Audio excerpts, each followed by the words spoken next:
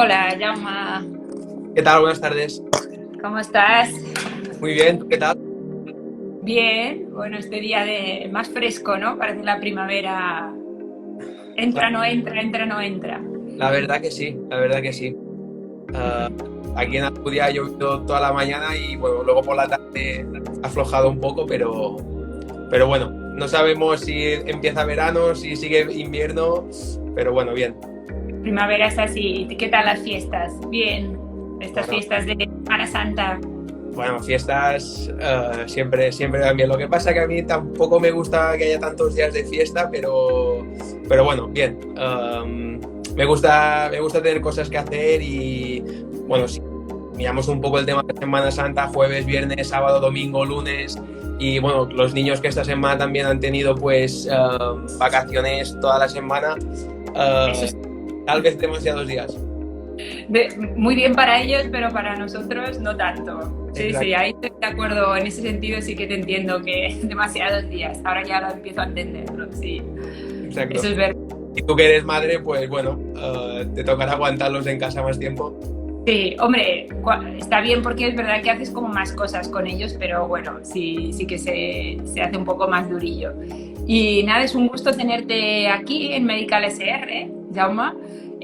Bueno, supongo que hay muchos te conocen o te siguen, pero bueno, un poco para que sepan quién eres o a qué te dedicas, ¿no? Eres nutricionista y dietista, ¿verdad? Y también estás formado en el tema de antropometría por la ISAC. Sí, Y luego lo que no hay duda es que te encanta el deporte, que eres un gran deportista, sobre todo el triatlón, ¿no? Sería un poco la modalidad que... yo creo que bueno, el triatlón es lo último que en los últimos años, pues por amistades y demás, poco a poco, pues te van introduciendo en el mundillo. Y bueno, una vez que lo pruebas, yo creo que bueno, a mí personalmente me ha enganchado mucho por la sensación de satisfacción personal que te da, ¿no? El completar una carrera o, bueno, no sé, el poder viajar con amigos por temas de deporte y demás, yo creo que es muy bonito y si realmente puedes aprovecharlo, pues es una gozada. Es una buena combinación porque así, bueno, tienes esa visión del deportista y nutricionista que siempre es muy interesante, ¿no? Tener esa conexión. Y bueno, el tema de hoy, que lo seleccionamos hace unos días, porque claro, la nutrición y el deporte es tan amplia, pero bueno, sí que es verdad que hemos elegido un tema que está bastante, más que de moda, en controversia en muchos aspectos Uh-huh. y que, bueno, ¿no? Encontramos los dos que merecía la pena pues dedicarle un directo que es sobre las verdades sobre la vitamina D. Y si te parece, una pequeña introducción porque para mí ha sido un descubrimiento una cosa y que la vitamina D propiamente no es una vitamina.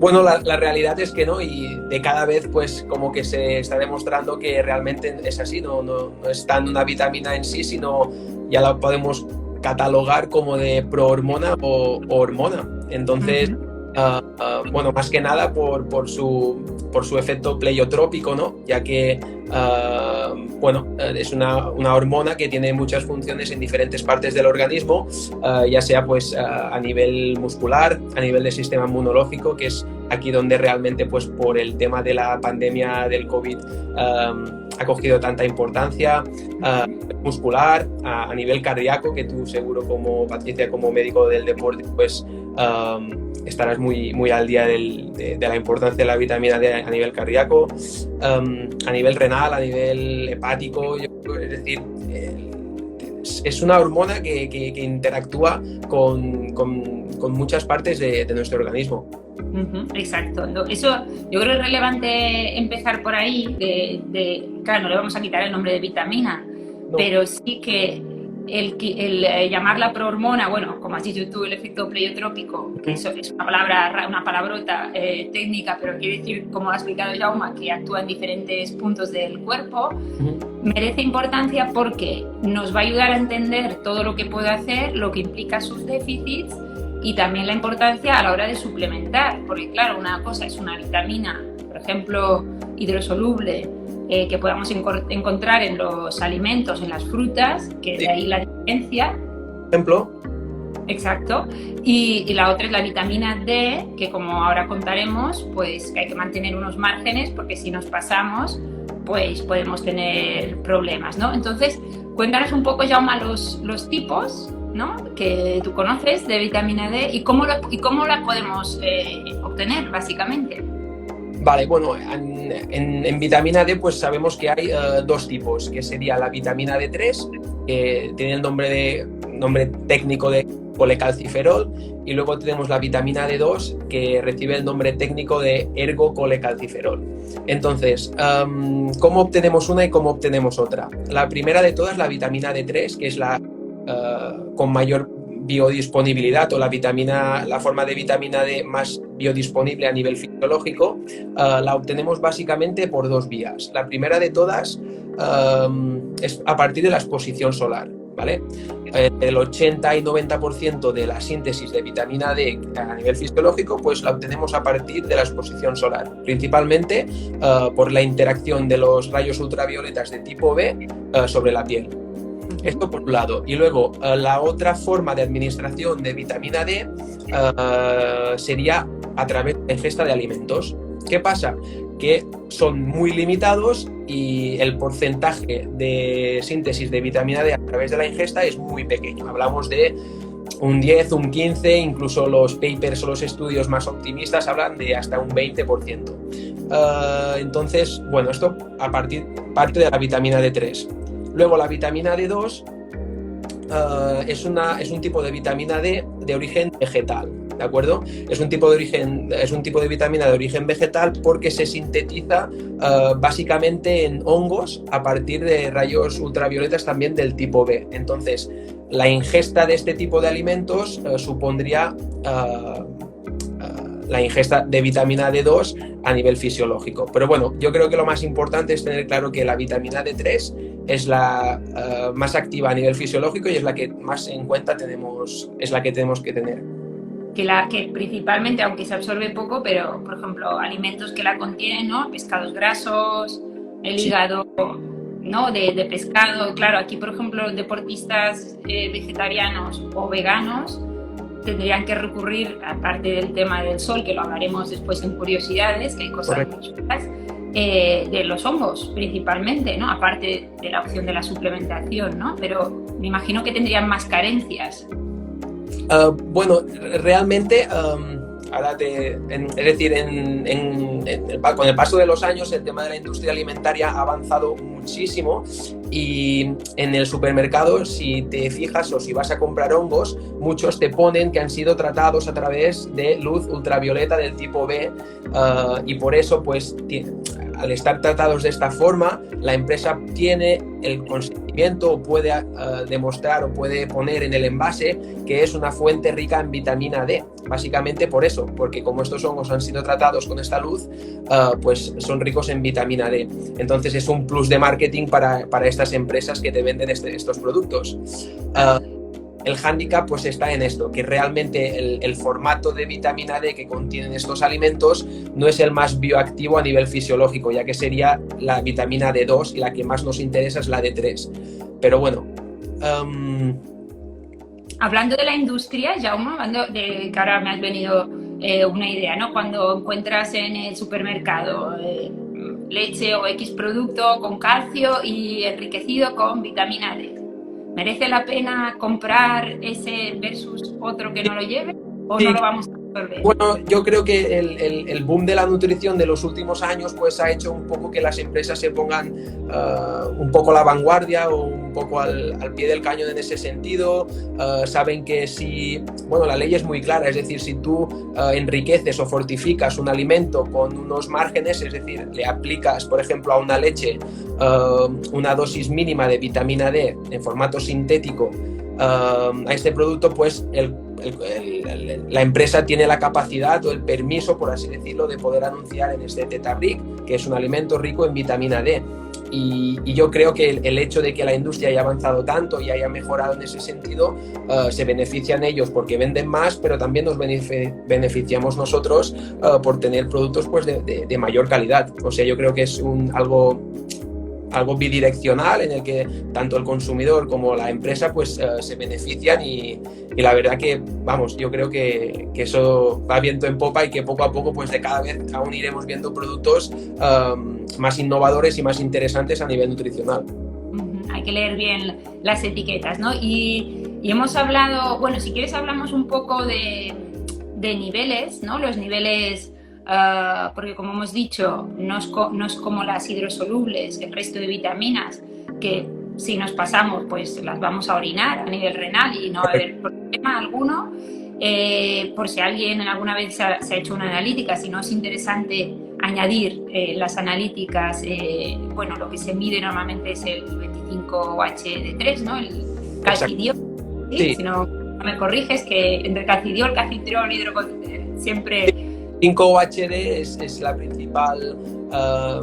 es el principal indicador, ya que realmente pues es el indicador de vitamina D con mayor vida a nivel de serum de analíticas, ya que más o menos tiene una vida estipulada de unas 3 semanas, entre 3 y 4 semanas.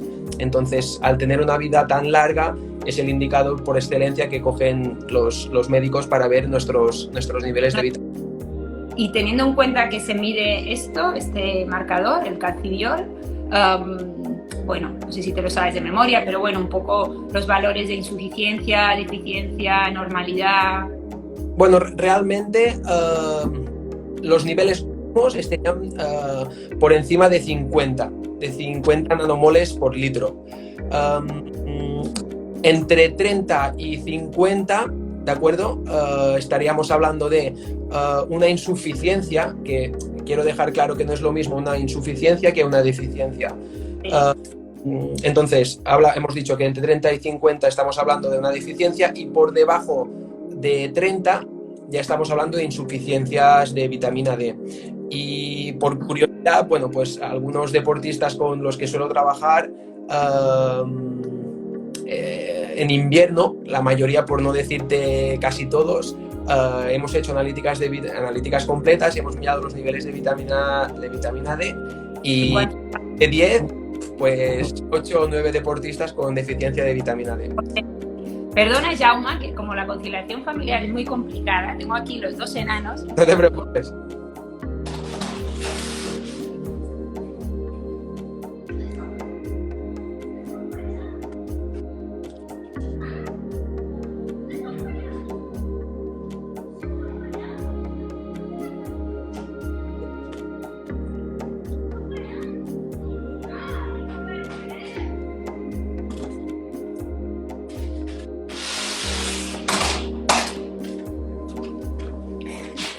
Perdón, porque tengo los 2 enanos. ¿Qué vamos a cenar? Claro. Pues lo que hay, un poco de pan y... Perdona. En el tema de niveles, los valores tóxicos más o menos están definidos, ¿no? Niveles tóxicos, sí, están definidos. Lo que no sé si te refieres a cuáles son los niveles tóxicos en suplementación o niveles tóxicos a nivel fisiológico estables que podemos ver en una analítica. Claro, nosotros lo que tenemos para objetivar son las analíticas, ¿no? Porque realmente después hablaremos un poco del tema de la absorción o de los receptores, ¿no? Pero a nivel analítico hay unos valores, ¿no? A partir del cual, pues lo digo por si hay alguien que se ha hecho una analítica y se piensa que cuanto más mejor, porque... Algo es como todo, los excesos, no sé si están por encima de 70 nanomoles litro, que empieza el tema de la toxicidad por exceso de vitamina D, pero bueno, yo personalmente no lo he visto nunca y no sé si tú, Patricia, alguna vez en consulta has podido ver niveles tan elevados. No, lo que sí que vemos mucho, y yo cada vez lo pido más, el 25, el calcidiol, porque... a pesar de que estamos en una isla que en teoría estamos expuestos al sol, hay mucho deporte al aire libre en el mar, hay muchos deportistas con insuficiencias o deficiencias, ¿no? De hecho, bueno, es un tema muy, muy en auge del tema de la suplementación para mejorar el rendimiento, que esto también tocaremos este tema, ¿no? Realmente si hay unos valores bajos, como has dicho tú, sí que merece la pena suplementar con la vitamina D, siempre monitorizando. Exacto. Si nos pasamos, por ejemplo, hay un artículo de Owens en 2016 que suplementaron a dosis muy altas, creo que eran unas 70.000 unidades de vitamina D semanales, que la suplementación tan alta inhibía la forma libre, que normalmente no hacemos porque es más compleja, creaba como un feedback negativo hacia esta forma biodisponible, ¿no? Entonces concluyó que no más quiere decir mejor, sino que llega a un punto que el cuerpo inhibe la forma activa si nos pasamos de suplementación. Entonces los niveles más o menos de 50 a 70 ya serían los correctos. A partir de 70 no es necesario suplementar, ni mucho menos, pero bueno, no daría síntomas, o sea, no daría problemas. O sea, valores a partir de 180 ya incluso pueden provocar arritmias y muerte, insuficiencia renal, ¿no? Cosa que otras vitaminas no pueden generar nunca una muerte. Pero en el caso de la vitamina D sí que es importante remarcar que hablábamos, ¿no? Que no es una ayuda ergogénica, que no es como la...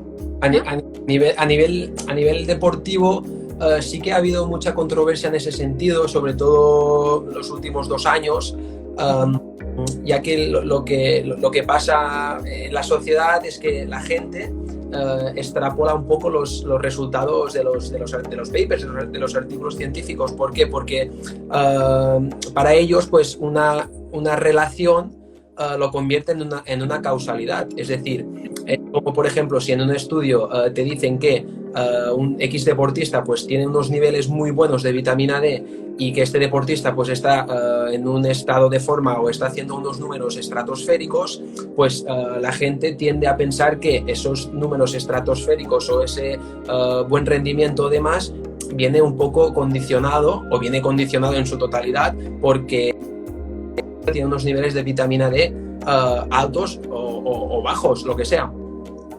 Entonces, ahora no sé si te he perdido. Me ha salido, dabas vuelta, pero creo que está... Vale, a mí también me ha salido. Entonces, claro, es lo que decíamos. Realmente el hecho de que algo que esté relacionado no implica que sea la causa.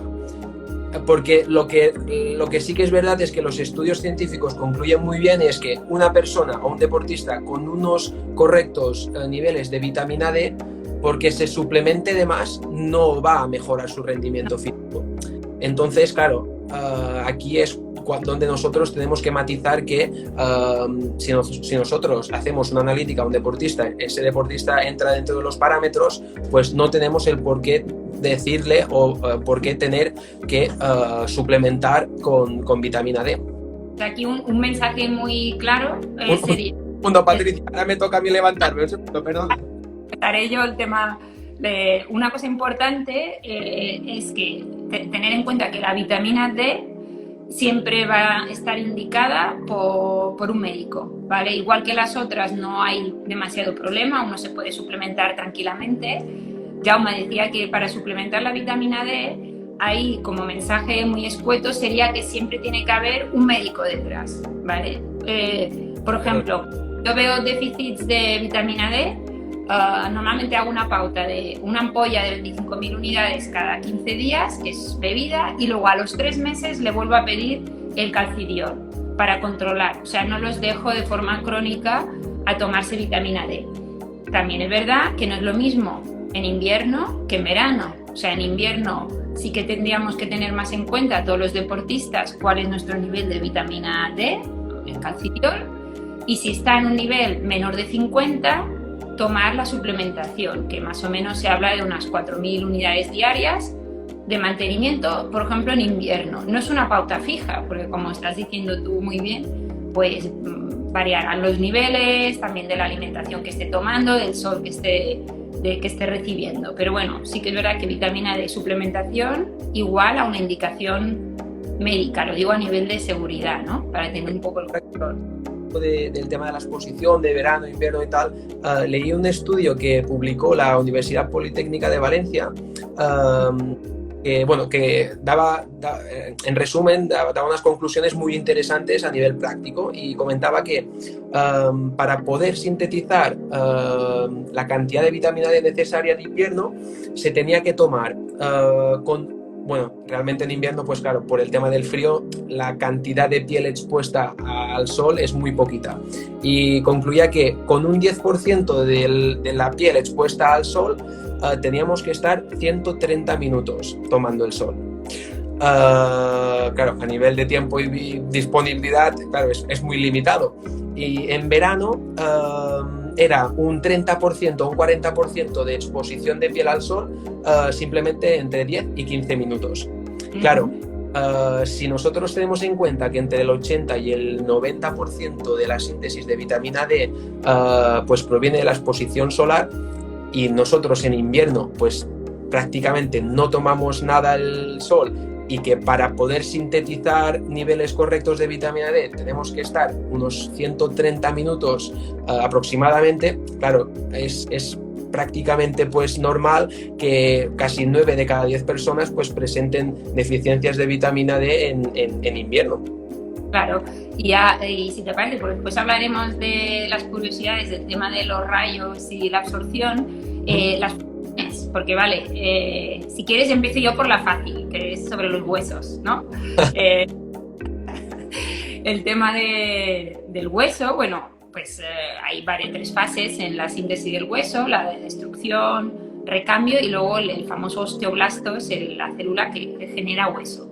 Pues la vitamina D, o sea, el osteoblasto, esta célula tiene este receptor, que bueno, se llama VDR, y coge la vitamina D, la forma libre, actúa y genera hueso, ¿vale? Entonces esa es la función principal. Por mucho calcio que tengamos, si no tenemos niveles de vitamina D3, la síntesis o remineralización ósea pues no va a ser.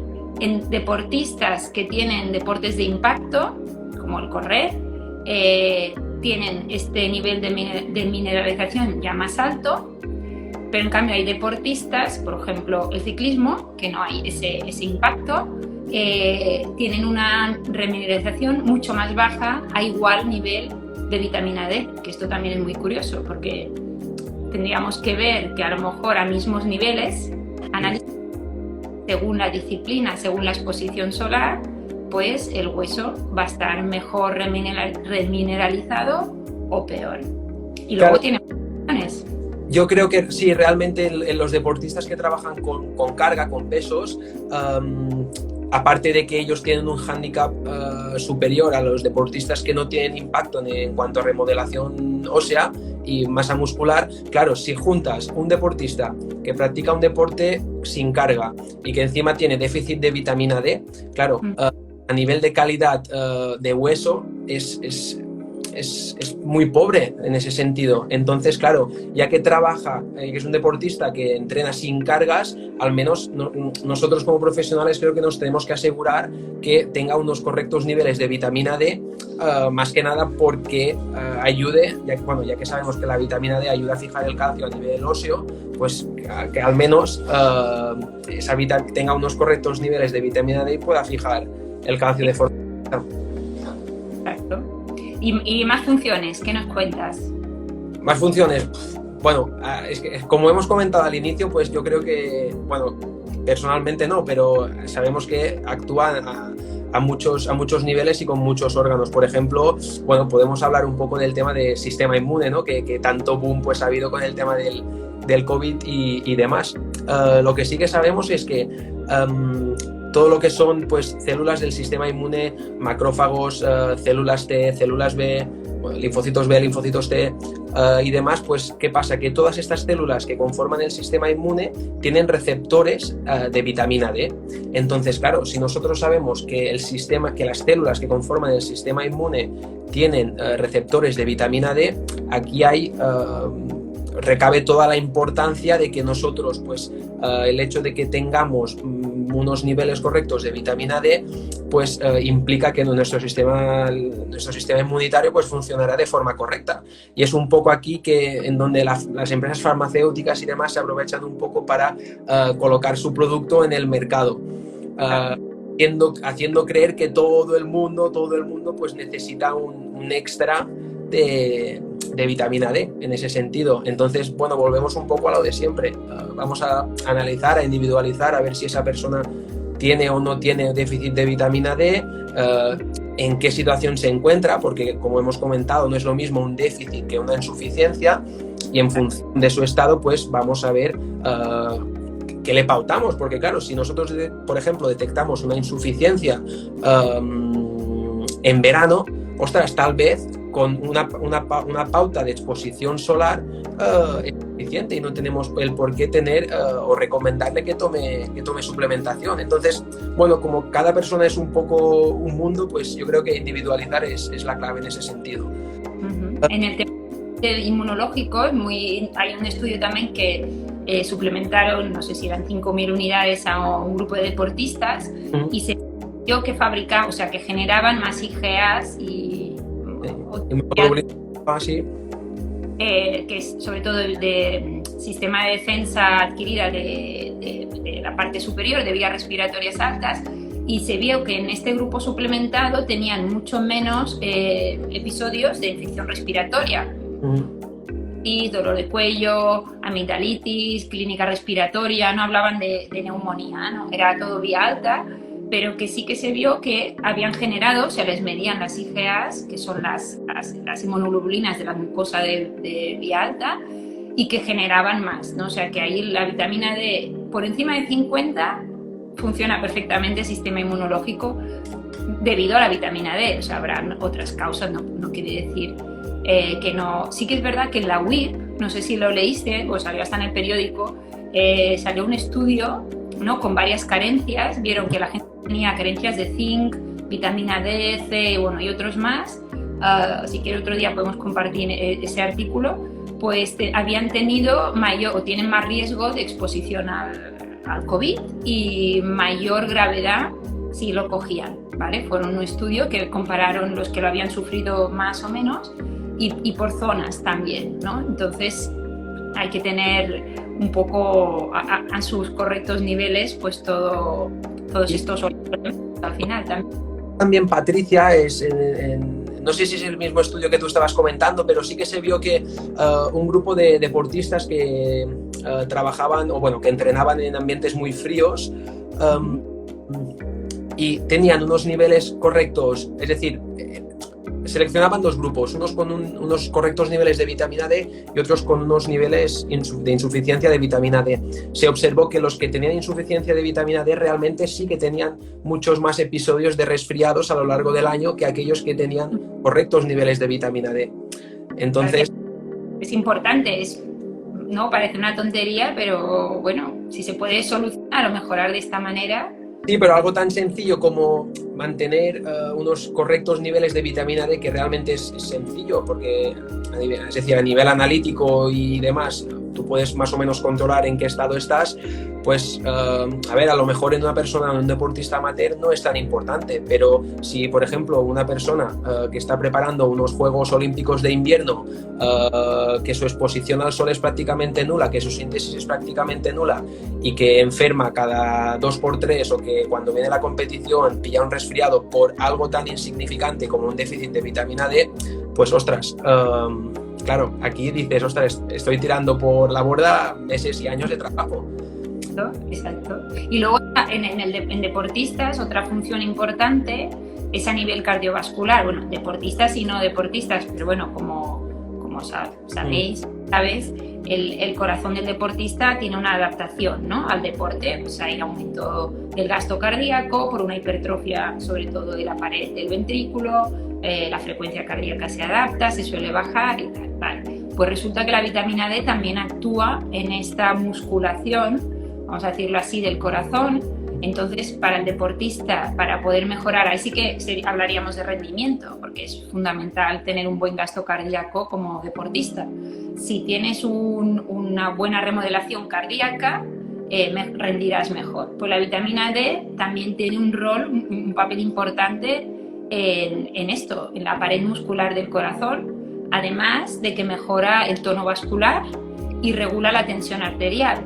Ya no en deportistas o no deportistas, es importante la vitamina D porque nos puede ayudar, actúa sobre el sistema renina-angiotensina y nos controla también la tensión arterial. O sea que a nivel cardiovascular tiene una función, bueno, fundamental. Y otra que está en debate es sobre el tema del cáncer. Ahora te lo iba a contar, tema oncológico.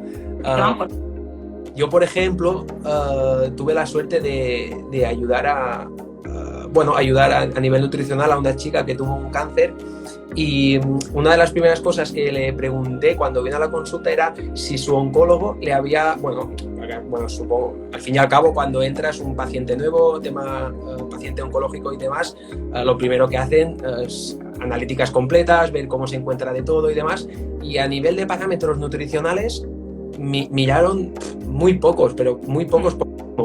Entonces, ostras, con lo importante que es la nutrición a nivel oncológico, no estoy diciendo que la salvación o que la curación del cáncer pase por la nutrición, ni muchísimo menos, porque si los sistemas que hay hoy en día de quimioterapia, radioterapia, cirugía y demás, sin esto, pues obviamente yo creo que el 80 al 90% de casos con éxito no se resolverían así, pero yo creo que la nutrición juega un papel muy importante en pacientes oncológicos.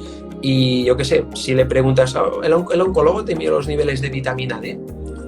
Pues no, en la analítica no están puestos. Y claro, yo creo que falta un poco pues esa conexión entre nutricionista y oncólogo, pues para hacer un trabajo mucho más completo, y que al fin y al cabo el paciente es el que sale más beneficiado de todos. Quitando esta pequeña anécdota que quería comentar, porque yo creo que los nutricionistas a día de hoy estamos como un poco infravalorados en el tema de sanidad, porque yo personalmente creo que no se nos da la importancia que deberíamos de tener. Es verdad que a nivel de estudios científicos, papers y demás, pues parece indicar que la vitamina D puede actuar como modulador de cánceres, de ciertos tumores, disminuyendo pues inflamación, mejorando ciertos parámetros, reduciendo la toxicidad de la quimioterapia o de la radioterapia, y muchos resultados pues concretan terminan diciendo que aquellos pacientes con mejores niveles de vitamina D pues tienen unos resultados mucho más prometedores de su cáncer. Entonces, volvemos a lo de siempre, algo tan sencillo como mantener unos correctos niveles de vitamina D, yo creo pues que tiene que ser básico en cualquier paciente oncológico y no oncológico. Exacto, sí, de hecho una de las propiedades que sí que se ha confirmado, porque lo del cáncer, cuando se van ya a metaanálisis, pero claro, como hay tanta variabilidad, es muy difícil que sea muy homogéneo, ¿no? Pero sí que se ha demostrado, in vitro sobre todo y in vivo, aunque no sean grandes estudios, que reduce la inflamación, reduce la progresión de las células tumorales, o sea, de cierta manera sí que tiene un descenso, o sea, al final sabemos que las células cancerígenas están muy cómodas en un medio ácido, que esto, un día si quieres, Jaume, creo que te volveré a invitar para hablar sobre la alcalinización, que es un tema muy guay, pero eso sí que está súper comprobado, que el cáncer en medio ácido está súper cómodo y en medio alcalino no, y entonces la vitamina D baja esta inflamación. Aparte del tema del cáncer, sí que hay estudios muy chulos sobre control del dolor. O sea, yo que me dedico a terapia del dolor crónico también, no me dejó ni uno que le pido el calcidiol, porque hay dolores, no te digo, por ejemplo, un ejemplo, la fibromialgia, no digo que sea un déficit de vitamina D, pero tiene déficit de vitamina D mucha, ¿vale? Entonces, también por el tema de bajar la inflamación en algunos receptores, en algunos puntos, también es una prohormona, pues realmente es que es muy interesante la vitamina D. Ya que dices esto, aprovecho para comentar a la gente que quiera indagar un poco más sobre el tema de la vitamina D. Y hay un escritor, un escritor, es doctor, y es uno de los mayores expertos en vitamina D a nivel mundial, que se llama Michael Holick, ¿vale? Que tiene traducido a un montón de idiomas, que se llama la vitamina de la felicidad. ¿Vale? Entonces, si alguien pues quisiera saber más sobre el tema de vitamina D y demás, pues eso, Michael Holick escribió un libro traducido a bastantes idiomas que que habla, bueno, habla de la vitamina D de forma larga y tendida, tratando pues todos los diferentes aspectos de la vitamina D a nivel fisiológico, empezando desde el deportista y terminando hasta el paciente con diabetes. Sí, bueno, dice la diabetes, otra de las funciones que vi es que cada vez que estudiaba un artículo más funciones aparecían. Regula la insulina, o sea, reduce la glicemia, aumenta la secreción de insulina, y a nivel muscular, por ejemplo, hay un mayor efecto en gente mayor, o sea, sería también importante, por ejemplo, para evitar riesgo de caídas. Se ha visto que la hipertrofia muscular en gente mayor es mucho más el efecto que en deportistas, porque ya están optimizados, básicamente, ¿no? Pero que se ve que actúan las células satélite, las que se transforman en músculo después, y en la gente mayor es muy, o sea, la vitamina D actúa reclutando, ¿no? Haciendo más muscular. No tanto como en deportistas ya entrenados, o sea que, vaya, la gente mayor también, hay que decirle el antivirol. Un sujeto, chico, chica, lo que sea, de a lo mejor 50, 60 años, que sabemos que con el paso del tiempo, pues esa capacidad de síntesis de proteínas, de hipertrofia muscular, pues se va perdiendo con el paso del tiempo. Es una persona que no hace entrenamiento de fuerza, o más bien es sedentaria, encima tiene déficit de vitamina D porque está la mayoría del tiempo en su casa o trabaja en una oficina, no tiene exposición solar. Simplemente con realizando 2-3 entrenamientos de fuerza a la semana y suplementando vitamina D, esa persona a nivel muscular y a nivel óseo va a experimentar una mejora, bestial, y es algo tan sencillo como eso. Y claro, pues yo creo que también la gente tal vez no lo hace o no mejora quiero pensar yo por desconocimiento, porque claro, el tema de sarcopenia, caquexia y demás es muy habitual en personas mayores. Y ya te digo, es que si luego indagas un poquito más en profundidad, ves que es una persona, pues eso, sedentaria, que a nivel nutricional tampoco tiene muy buen registro, que tiene déficit de vitamina D, y tal vez pues va al médico y le receta pues X fármaco. Ostras, pues ¿por qué no empezamos por mejorar pues ciertos aspectos, como por ejemplo dar paseos por el sol, o te digo, entrenamiento de fuerza, o en algunos casos suplementar si es necesario, pero yo creo que hay mucho trabajo por hacer en ese sentido, y creo que realmente muchas de las cosas por las que el médico pues nos pauta farmacología, pues las podríamos mejorar o resolver, incluso en algunos casos pues mejorando o adoptando ciertas actitudes o comportamientos. Sí, yo que trabajo en un hospital, es un tema también educacional, pero no solo de los médicos, sino de los pacientes. O sea, yo me he encontrado pacientes que cuando le dices es que tiene que dejar de fumar, te dicen, pues nadie antes me lo había dicho, pero bueno, hace falta que un médico te diga deja de fumar para saber que es malo. O lo de pasear, por ejemplo, a la gente mayor, que tengo gente mayor de dolor crónico, aparte de los paseos, pero ahora el miedo del COVID, etcétera. Bueno, les hago arremangar la falda, que se la suban hasta arriba y pongan las dos piernas en la terraza, y que les sol, que se ahorren las horas de más sol. En verano pues de 10 a 2 no, pero que se ahorren cuando el sol está más vertical, pero que se arremanguen los brazos y tal, que el sol tiene que recibir, o sea, tiene que entrar por la piel expuesta. Que si quieres el tema de curiosidades, ¿no? Que hemos dicho de cómo de que se absorbían, también había un par de curiosidades, ¿no? Que habíamos comentado sobre la vitamina D, el tema de cómo entra. Bueno, yo qué sé, por ejemplo, para empezar con alguna de las curiosidades que hemos comentado, yo creo que la primera de todas, que yo personalmente la desconocía y no la había oído nunca, y es que las personas de color necesitan mucha más exposición o tiempo de exposición solar referente a un caucásico, una persona blanca. Porque realmente pues el hecho de tener una piel pues de color, pues la filtración de rayos ultravioletas del tipo B es más complicada. Entonces claro, esto influye mucho en el tema de la síntesis, y entonces bueno, esto me sorprendió mucho, no, la verdad que no lo sabía. Pero bueno, también hay la paradoja de los negros, cuando hablamos de colores negros. Sí. pues peor absorción. Es una cosa muy curiosa también, que es que a pesar de que absorben menos, sintetizan menos vitamina D, porque la piel no les deja pasar, curiosamente tienen el calcidiol, que es el que medimos, más bajo que un caucásico, a igual condiciones, pero la remodelación ósea es mucho mejor. Y esto resulta que es porque la forma activa, la que está disponible de la vitamina D, que no la solemos medir porque es por inmunoensayo, es mucho más complejo, ellos la tienen más optimizada. Es decir, lo poco que reciben, ellos lo tienen son muy eficientes con la menor vitamina D que le llega. Ahí para nosotros, ¿no? Los médicos es como un reto de decir, bueno, quizá el debate sería, ¿estamos midiendo mal la función o los niveles de la vitamina D? Porque si resulta que los negros tienen el calcidiol más bajo que los blancos, en norma general, tienen mejor remodelación, masa muscular, no hay duda, etcétera, etcétera.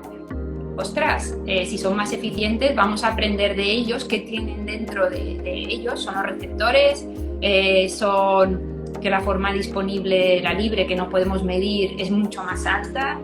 Es como un reto para nosotros y para los laboratorios cómo medir esa forma libre. En algunos estudios se utiliza, pero claro, solo para estudios de forma clínica, ¿no? Porque es mucho más caro, pero quizá estamos midiendo mal, ¿no? Sería un poco otro debate que no vamos a resolver nosotros, pero bueno. Bueno, es que, claro, yo creo que realmente en cuanto a vitamina D, yo creo que el boom un poco ha explotado en los últimos años y ahora concretamente está en el tema en la época de la pandemia, pero yo creo que en cuanto a vitamina D se ha abierto un nicho de estudio súper grande. Sabemos que la vitamina D, como hemos comentado al principio, hablando de que era una hormona pleiotrópica porque interactuaba en muchos órganos, yo creo que es algo que en los próximos años pues se estudiará mucho, llegarán a muchas conclusiones nuevas y yo creo que queda mucho por descubrir sobre el tema de la vitamina D en diferentes aspectos, a nivel fisiológico, a nivel muscular, a nivel oncológico, a nivel cerebral también. Inmune, exacto. Es decir, bueno, yo creo que ya te digo, es algo muy prometedor y con lo que se podrá trabajar mucho y recomendar mucho, pero claro, pues la mayoría de estudios pues es como que abogan un poco a una incertidumbre, no lo dejan muy claro. Lo que sí que está muy claro es una cosa, que aquellos que tienen déficit siempre tendrán peor función, ya sea a nivel renal, a nivel hepático, a nivel muscular, lo que sea, que una persona con unos déficits correctos. Entonces, por lo poco que vale tener unos correctos déficits de vitamina D, vamos a asegurarnos de tenerlos. Entonces, y si los tenemos, pues al menos nos aseguramos que todas estas funciones de las que hemos hablado, muscular, inmunológico, etcétera, pues que funcionan de forma correcta. Yo creo que esto sería un poco, a modo de resumen, la idea. Es decir, no todo el mundo necesita vitamina D vamos a ver qué niveles tienes, que tienes unos niveles correctos, vale, pues sigue así. Que no los tienes, pues vamos a ver qué podemos hacer por mejorarlos. Y luego dentro de también como mensaje así para llevar a casa el tema de, hemos dicho que se absorbe, en el 90% la tenemos que absorber desde el sol y sintetizar en la piel, ¿no? Entonces, claro, cosas a tener en cuenta, por ejemplo, yo es que soy camionero y voy todo el día en mangas y toco el sol, no, por la ventana no pasan los UVB, los A, curiosamente, esto lo leía en un artículo hace poco, no lo sabía, los A sí que penetran por la ventana y son los que provocan cambios a nivel del DNA celular, o sea que cuidado. Pero los B, que son los que sintetizan la D3, no pasan, bueno, por la ropa, ya ha quedado claro que no, o sea que por que nos toque el calor no es el sol. Por las ventanas del coche o de la casa tampoco vamos a sintetizar. Importante esto, es decir, estar expuesto al sol en la oficina porque te entra el sol por la ventana, hay que tener muy claro, dejar muy claro que no estás sintetizando vitamina D porque la interacción de los rayos ultravioletas del tipo B, que son los que realmente generan esa síntesis, pues no consiguen penetrar. Entonces, para que esto se produzca tiene que ser contacto directo del sol con la piel, ¿no? Es el smog de la ciudad, que también, bueno, aquí por suerte en Mallorca lo tenemos bien ese tema, también limita la penetrancia y, bueno, otra cosa tan simple como los protectores solares, ¿no? Otro tema muy interesante. Si puedo hacer un inciso, Patricia, hay un chico que se llama Jaime, que ha preguntado qué alimentos nos dan más vitamina D. Bueno, vale, todo lo que eso engloba el pescado azul, ¿no? Trucha, caballa, salmón, sardinas, arenque, la yema del huevo también. Y hay otro que es el aceite de hígado de bacalao, que junto con el salmón son los dos alimentos con mayor aporte de vitamina D. Salmón y aceite de hígado de bacalao. Lo que pasa que si hacemos un mini resumen, decirle a Jaime que realmente la ingesta, es decir, la síntesis de vitamina D a partir de ingesta de alimentos es muy poca. Hablamos de 10, 15 y los estudios pues más optimistas, por así decirlo, sí, hablan de hasta un 20%, pero que realmente la principal fuente, 80-90%, es a partir de la exposición solar. Dice Isabel, el cristal de la ventana hace que no llegue la forma directa aunque estemos sin ropa. Exacto. Sí. Exacto. Exactamente. El cristal frena los UVB, ¿no? Ahí, o sea, del sol viene el A, el UVA, el UVB y el VC. Sí. El C, más terrible de todos, lo para el ozono, o lo que nos queda de él. Y luego tenemos el A y el B, que el B sí que lo para, aparte de la ropa, lógicamente, pues las ventanas, el smog lo atenúa también. Y el A sí que penetra por la ventana, es decir, nos puede llegar a provocar lesiones subdérmicas debajo de la piel, o sea, envejecimiento celular, vamos a decirlo así. Pero los B no, es decir, que no, que aunque estemos a través de una ventana en pelotas, no vamos a estar calentitos, pero no va a entrar la vitamina D3. ¿Y los protectores, Jaume? Tema de protectores, yo creo que te dejaré hablar a ti, porque tema de protectores, bueno, llegamos a la conclusión de que realmente el factor protector que más se tendría que recomendar es entre el 15 y el 20%, si no recuerdo mal, ¿no? Sí, 15-20%. Otra cosa es si estamos hablando verano, máxima exposición solar en la playa a la 1 del mediodía, no, hay que protegerse con gorra, con ropa y con protección máxima, que bueno, aunque ponga 50 plus, que sepáis que no existe, que esto sí que es marketing. O sea, hasta 50, mira, esto me lo sé un poco así porque me lo he estado mirando, los protectores de 20, SPF 20, protegen un 93%, sí, un 93% del sol. Los 30, un 97%, un 95-97%, y los 50, un 98%. Y los que llaman 50 plus, un 99%. No hay ningún protector, ninguno, que proteja al 100%. Entonces, una duda que nos entraba a los dos, ¿no? Cuando pones SPF 15, que es que te protege 15 minutos, pues he descubierto el dilema, la pregunta, y es, por ejemplo, tenemos la autoprotección, ¿no? Yo soy medio, no me suelo quemar, para ponerle un número, tengo una autoprotección de 20. Vale, si me pongo un factor 20, ¿de acuerdo? Un SPF 20, voy a tener el tiempo que voy a estar protegida, ¿de acuerdo? Va a ser 20, que es mi autoprotección, por 20, es decir, 400, ¿no? 400 minutos voy a estar protegida en un 93%, ¿sí? Más o menos se entiende. La pregunta sería, ¿cada cuánto tiempo tenemos que renovar esa aplicación de crema protectora? Depende de tu tono de piel. Si eres más blanco, que vamos a decir que tienes una protección personal de 5, yo soy blanco. 5 minutos al sol, ¿de acuerdo? Si tú eres muy blanco y estás 5 minutos al sol, te vas a quemar, va a aparecer el eritema rojo, ¿sí? Ahí vas a tener que repetir más. ¿Por qué? Pues si tenemos 5 de protección por 20, un factor 20, pues son 100 minutos de protección, o sea, una hora y media vas a estar protegido con un factor 20. Es decir, más o menos, dependiendo de tu tono de piel, una piel blanca pues es una autoprotección de 5 o 10 minutos. minutos. Si tú en 10 minutos te achicharras, pues tendrás que tomar una protección más alta o repetir más veces, ¿de acuerdo? Pero no es que cuando pone SPF 20 estés 20 minutos protegido, sino que es 20 más tu autoprotección y te dan los minutos. No sé si se entiende. Pero bueno, sí. Lo importante es que el SPF, lo que nos protege, que va muy bien para que no nos quememos, hace que no entre la vitamina D. ¿Vale? Entonces, hay que alternar, no coger el sol, el pleno sol, que nos vamos a quemar, sino que... 2 de la tarde de sol.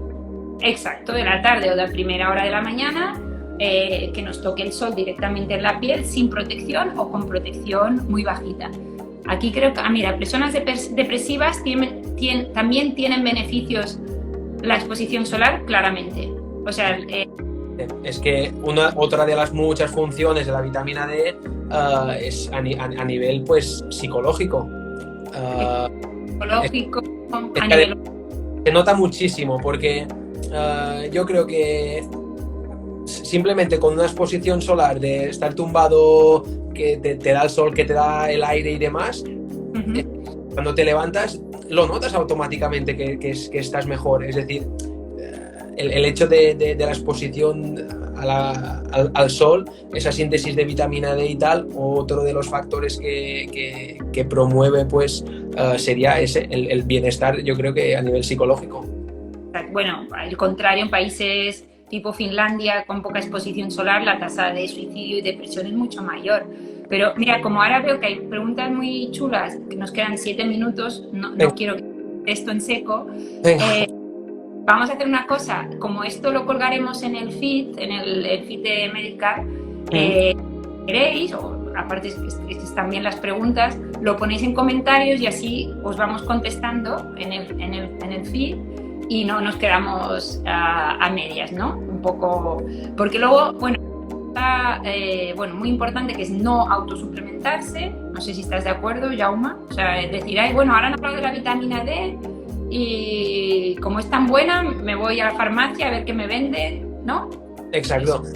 Sí, bueno, ¿cuál es el problema que hay en cuanto a suplementación? La primera de todas, que lo puedes conseguir sin ningún tipo de receta en cualquier farmacia. Entonces, es así de sencillo. Pues creo que me falta esto o creo lo otro, pues me voy y me compro vitamina D. Y ahora, pues hablando del tema de la autosuplementación, es un poco lo que pasa con el tema de los multivitamínicos. Es decir, si nosotros hacemos un poco una revisión de los resultados de estudios, de revisiones sistemáticas, metaanálisis y demás en cuanto a suplementación de grandes dosis de vitaminas, vemos que incluso lo decía Asker Jeukendrup en el último congreso, que un exceso de vitaminas, de suplementación con vitaminas, tiene un efecto contrario al que nosotros deseamos. Es decir, principal negativo, lo que decía Owens ya en el 16, que bloquea la propia función del metabolito final.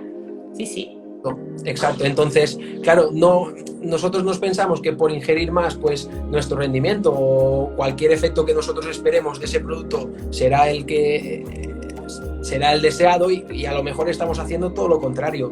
Entonces yo creo que lo más inteligente es, vamos a ver realmente qué parámetros estamos buscando. Si estamos buscando un déficit de folato, de vitamina B9, de vitamina B12, de vitamina D, pues vamos a buscar, vamos a por ello, y si lo encontramos, pues vamos a poner pautas. Pero autosuplementarse porque sí, no le veo el sentido, personalmente. Que quede bastante claro que a pesar de que hay que tener los niveles correctos, primero hay que investigar qué niveles tenemos y luego 1000 cosas más, ¿no? Qué deporte hacemos, dónde vivimos, cuándo entrenamos, e individualizar cada cosa.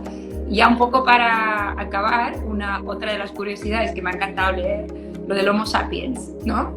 Que hay una teoría, mostrar, es una teoría muy chula, pero ya verás cómo se os va a quedar este mensaje en la cabeza. El Homo sapiens ha ido cambiando era más oscuro, era más moreno, y entonces como adaptación o selección natural, ahí tendríamos el tema de Darwin, pues se ha ido aclarando su tono de piel para poder absorber la vitamina D, ¿no? Y de ahí que, por ejemplo, la gente que vive a nivel geográfico más en por encima del ecuador, o sea, los más nórdicos, tienen la piel más blanca, y ahí vendría el debate para adaptarse o selección natural, es decir, los más blancos que viven ahí con menos sol son blancos para poder recibir más, sintetizar vitamina D, o es que como tienen menos sol son más blancos. Bueno, podríamos dejar la puerta abierta a... Yo personalmente, viendo un poco la evolución de la especie humana, es que si indagas un poco en fisiología y demás, ves que somos máquinas perfectas. Es decir, no sé, que tú estás haciendo una actividad física que requiere de mayor energía,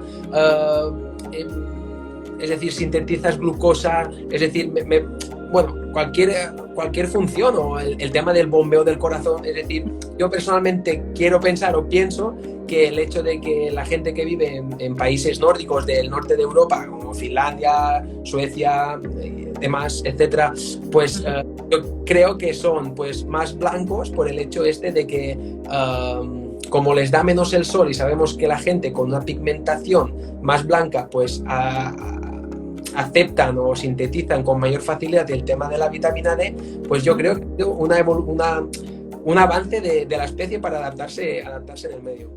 Yo también creo que va por ahí. Bueno, mil gracias, Jaume. Si hablo abiertamente, creo que podemos quedar otro día para, no sé si te gusta este tema o no, el de alcalinizar y dolor, que este tema lo controlo bastante yo y tú controlas mucho el tema de nutrición. Alcalinización y dolor, o organización y deporte, ¿te apetece que quedemos otro día? Me encantaría, creo que lo podemos apuntar y buscamos un día. Perfecto, pues nada, muchas gracias a ti, Jaume, muchas gracias a todos, y nada, lo dejaremos colgado en el feed, así que todas esas preguntas que se han quedado sin contestar nos escribís y entre Jaume y yo os las respondemos. Súper, vale, bueno, muchas gracias, Patricia, y una vez más gracias por invitarme y nada, buen fin de semana. Igualmente, Chao.